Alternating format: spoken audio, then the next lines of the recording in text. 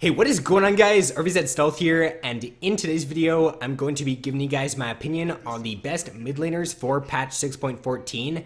Before I get into the video, I just want to give a quick shout out to CrytpicFX. He did make my new YouTube channel banner as well as my new YouTube profile pic. So if you guys do want a new banner or a new profile pic, he can also do like outros and stuff like that. So if you want some work done for your channel, be sure to check him out. I will leave his links in the description below as well as an annotation on screen. So with that being said, let's get into the video. So first up is going to be Thalia. Right now, Thalia is my personal favorite pick for both the mid lane and the top lane. I think she's a really fun and a really rewarding champion if you can play her correctly. Her EW combo in the laning phase can chunk squishy targets to around half HP or even below half HP if you do max out your E, which I would recommend doing if you are a confident Thalia player. But nevertheless, she is a very strong pick because she's got great burst damage in the early game. Her mid game power spike is also really good once she does get the Rylai's. The Rylai's item just synergizes really well with her Q ability. It allows her to kite really nicely in team fights, and if she is going up against a champion who just wants to run at you and that's the only way for them to engage, then she does a really good job at countering those champions. At level 6, she does have some pretty good roaming potential too with her ultimate, so whenever you do find that opportunity, look to go either top lane or bot lane with your ultimate, especially when you do hit level 11 though, because the range on your ultimate at 11 is just really good. I'm pretty sure it gets doubled, so you can pull some really good roams off once you do hit 11 as Thalia. She does have really good crowd control in her kit too, with her E, her W, and then once she does get the Rylai's, it just becomes pretty insane. And a few cons to her are that she does not have any escapes, and she also is quite a bit harder to play in my opinion than some of the other mid lane champions, just because her EW combo is pretty unique and it does take a little bit of time to get used to, but once you do get that down and you can hit that consistently, then you can deal so much damage with her and you're going to be really successful on the champion. Next up is going to be Swain. So Swain did get a nerf to his ultimate last patch, but in my opinion, that really didn't affect him too much at all. He's still a really good pick. The only thing you really need to change about playing him in 6.12 as to playing him now is you just have to realize that you can't use your ultimate to clear waves every single time now. You have to just judge when you can use your ultimate to clear a wave, because if a fight breaks out and you've just cleared a wave with your ultimate and you've canceled your ultimate, then you're not going to be as useful in that team fight. So just make sure that if it's in the mid to late game and you think a fight's going to break out, then don't use your ultimate to clear out the wave.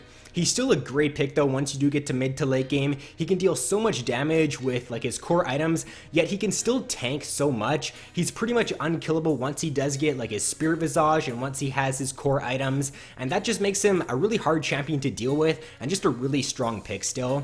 He's got good crowd control in his kit too with his Q and his W, and he's got very versatile build pass. This is why I really like Swain, and this is one of the reasons why he's a really strong pick. It's because if your team needs some tank, then you can go Spirit Visage second item on Swain, or if your team needs damage, then you can just go full damage Swain and you can still do really well. A few cons to him are that his W can be a bit hard to hit at first since it does have a little bit of a delay on it, and he also does not have a gap closer either, so if you're playing against an AD carry like an Ashe, then she can definitely kite you pretty easily in team fights if you don't land your crowd control on her. Next up is Viktor. So in my opinion, Viktor is probably the safest and the most non-risky mid lane champions that you can pick right now. You can pretty much pick him into any matchup and you can do really well. He's got great wave clear with his E, which means even if he is in a harder matchup or in a matchup that he's not confident in, then he can go for the upgrade on his E first, and then he can basically one-shot the wave 10 minutes into the game. So you really don't need to worry about blind picking Viktor, and that's why I do think he is a really good pick right now. He scales really well into the mid to late game too. He can one-shot enemy squishy champions super easily with his EQ alt combo, and because of that, he's a great pick against the mobile AD carries right now, like Ashe, Misfortune, Vayne. If they walk too close in a team fight, then Viktor can just absolutely blow them up and they're just gonna die right away. They have no time to react to Viktor's burst combo just because it's so instant, and that's another reason why he is a very strong pick. He's got pretty good crowd control as well. Once you do get rallies on him, you can kite pretty nicely, and his mobility, once he does get his Q upgraded, allows him to kite really nicely in team fights and stay pretty safe. A few cons to Victor are that he does not have any mobility in the early game, so you do have to be careful if you're pushing out in lane that you do not get ganked. And his E can be a little bit hard to hit at first, in my opinion. I think it took me around like 5 or 10 games to get used to landing Victor's E. Victor's E and Rumble's ultimate are two very unique abilities, so once you get them down, they're very strong abilities and they're going to do a lot of damage, but it does take a little bit to get used to them, in my opinion. Next up is going to be another one of my go-to picks right now, and this is a champion that I've been spamming in solo queue recently and doing really well on, and that champion is Velkoz. So right now, I'm really just confused as to why not a lot of people are playing Velkoz. He's super strong right now. He's received really good buffs these past few patches, like his Q, if you kill a minion or if you kill 2 minions, then you're going to get the mana refund on your Q, so it just allows him to just wave clear really nicely in the laning phase. He really never does run low on mana, and you can just end up like poking out the enemy mid lane champion a lot of the time because of that. His teamfight damage is absolutely crazy. Once you do get a few items on Velkoz, the amount of AoE damage you can pump out in teamfights with the true damage coming out of your passive and the AoE damage from your Q, W, and ultimate, as well as your E actually, all of Velkoz's abilities are AoE, so that just makes his teamfight absolutely insane. He also does have some pretty good crowd control in his kit with his Q and his E. His long range allows him to stay really safe in team fights too. He can just sit in the back line, toss out his Q, use his ultimate whenever he does see the enemy team grouped up.